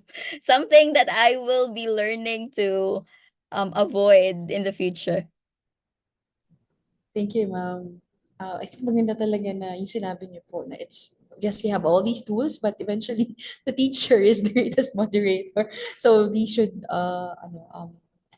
they still need, the teacher in order to facilitate, the use of these things so that they would be helpful indeed for our learners. We have a question from Sir Nan. Yes, I Yeah. have. Okay, I have a question, Miss Erica. Um, I know that based on the statement, um, posted by the faculty of UP Diliman, specifically about their artificial intelligence program, considering their statement about the emphasis on the ethical use and awareness of AI tools in education. How can the educators ensure that um, the integration of AI and social media in teaching literature maintains academic integrity and also addresses hearing the potential biases and limitations of these technologies? I think you're on mute, Miss. Yeah.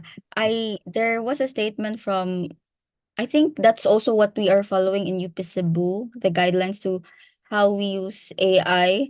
The guidelines are never tells us to not to restrict us not to use AI, but then again, it was always amplified during the talk that it could have implications on its ethical use. So again, I would stand on the proposition that there will be no one shoe fits all guideline. You have to know your context first, and from the context that you have, check on how do you actually use AI in your classroom, and from there you create your own regulations to how will you go about it, to check on possible loopholes of your regulations that could be prone to abuse sa atong so with our students. So I think we will stand on, you are the best moderator, so you will still have the best academic freedom to choose on how will you navigate and moderate these things that you are integrating in your classroom, because in the first place no one's telling you to integrate this. You are the one integrating this, so you must be responsible for everything that might, happen inside the classroom or during the instruction. Thank you, Miss Erica. I think we can also still cater three more questions, Miss Paula. And we still have a few questions from our participants. So, ayun, there's one anonymous participant asking about how do you handle those students who have may excuses like we don't have data, my phone storage couldn't accommodate the app, I don't know how to use Instagram, Flip, etc. Whenever you introduce these new apps for learning to them. Honestly, before you use these things or before you plan out these things, you will be checking on needs analysis, because if it doesn't work to your students, why instill it? Why integrate it? The first thing that, as I've told everyone a while ago, the first thing that you have to consider is, I have the resources to do this? If my students don't have the resources, can I provide them? Would I be able to provide them with the resources? So for example, our students in UP Cebu, they don't have the latest phones. They don't have phones, gali, all of them. So what we do is we have computer laboratories. We schedule our sessions with the computer laboratory schedule. And if it's vacant, that's the time we will go there so that they will have equal access in terms of technology, in terms of internet. Because if you use it as an assignment, you might be creating educational gaps. And it's very elitist that you gave them something and they have to look for means on how to do it because they don't have the resources. So again, before integrating all these things, check if your students have the resources, because the skill that can be learned, but having the technology to do it, that's a little problematic. That needs economic providence. So that's one of the most fundamental things about understanding the context of our learners, your accessibility. So when they're asking or they're saying that they don't have data, they don't have this or that, we need to rethink no, to whether we, or as Miss Erica mentioned, can you be the one to provide these students? And thank you so much po. And then there's another question about Miss Erica, how can we balance the potential benefits of using social media and AI in literature classrooms with the need to develop critical thinking skills and independent learning in students? That's a very good question. Okay, sometimes if you see the studies and the data a while ago, sometimes there are in opposition with each other, or sometimes when you check the results, it could boomerang. Like for example, we need to be innovative, but we have used these generative AI tools. So how can we be innovative if we allow students you to use this, generative AI? The thing is, as much as we tell them how to use generative AI, we also tell them how to evaluate, because students are also very keen. I will still stand with the idea that nothing is more powerful than a human brain. So with the content that they see online, they will be able to evaluate it. That's the reason why when I let do my creative writing classes, I let them check AI models and evaluate AI models and compare it with human made models, and from there they would realize that, yeah, AI helped me build something, but in creating something for myself, it's all on me. So by teaching them how to evaluate content, you're also teaching them how to innovate responses in relation to the things that they evaluated. So I think AI could still help us give materials that we could evaluate, so that when we generate new concepts, we will know better that this materials that we are providing. I There's one ironic thing that we did when there is a human made content from a student. When we do the test, it showed that the sound is very robotic. So he was like, Miss, I was the one who made this, but why does it seem very robotic? So when we tried to compare it, he then realized that maybe my pattern was just too conventional, or maybe I was just very inspired by the model to the point that I mimic it, and then be, even if I'm the one making it, it seems like it's being made by a robot. So through the process of evaluation, which is actually a lengthy discussion, we could still use these contents to, help students innovate on things that will set them far from the generated contents online.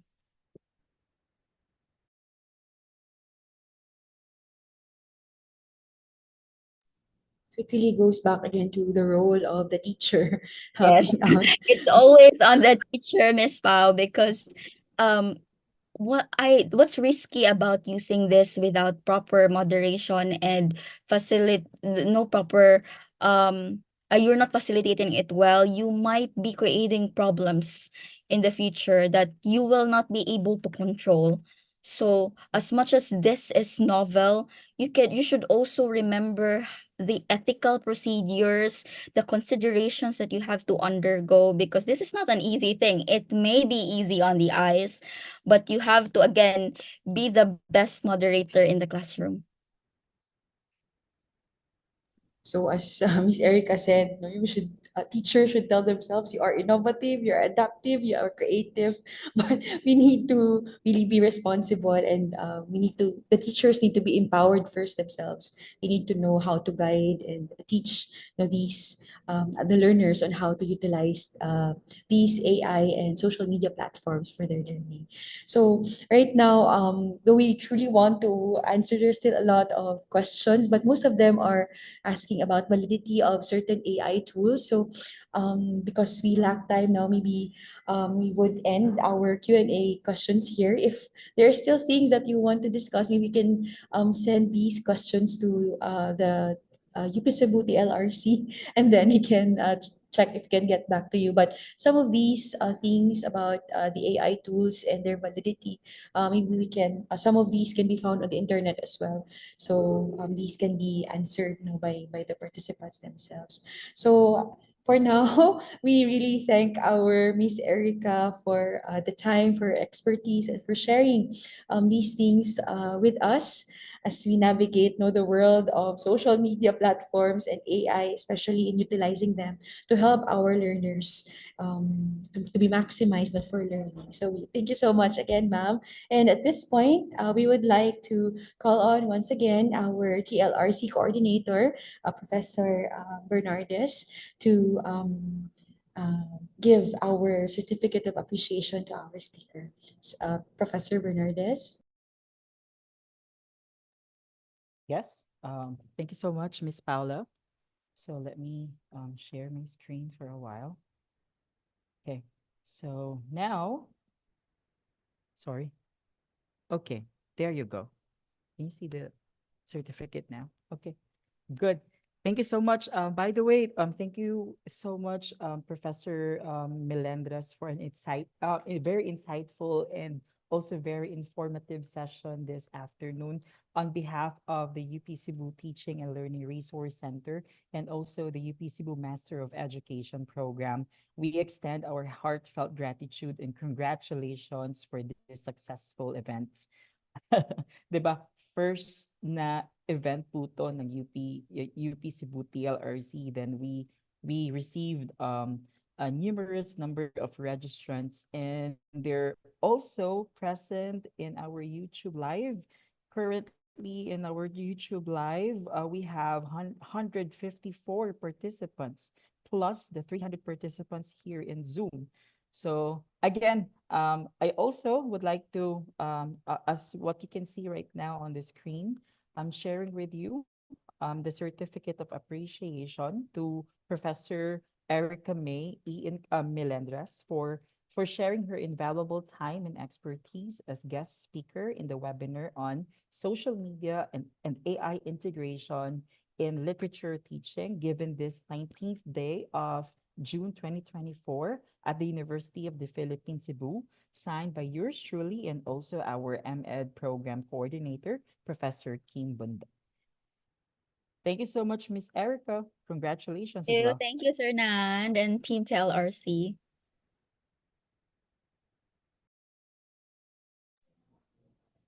Thank you so much once again. And at this point, we are opening our evaluation link, as you can see on the screen. So the things that we have learned at this time, may you also help us how we can improve in conducting these kinds of webinars and learning sessions. So kindly you can scan our QR code or go to our link, https bit.ly evaluate SOCMID all lit teaching, AI lit teaching. Please make sure that you're following the correct format and spelling of your name, since this will be the name that will appear on your e-certificate.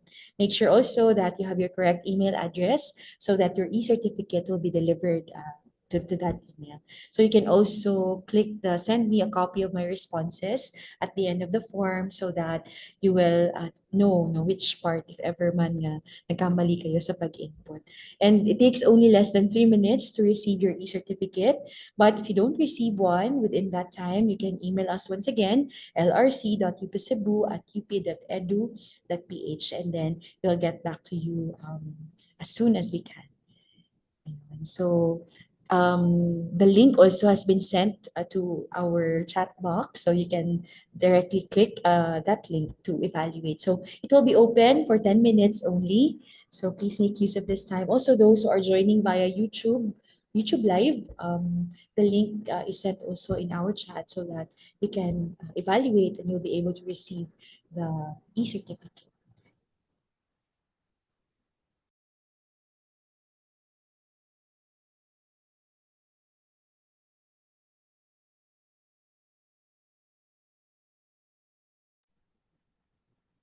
So at this point, maybe we can already end our YouTube live, so that we can have a screenshot, a photo of our participants together with our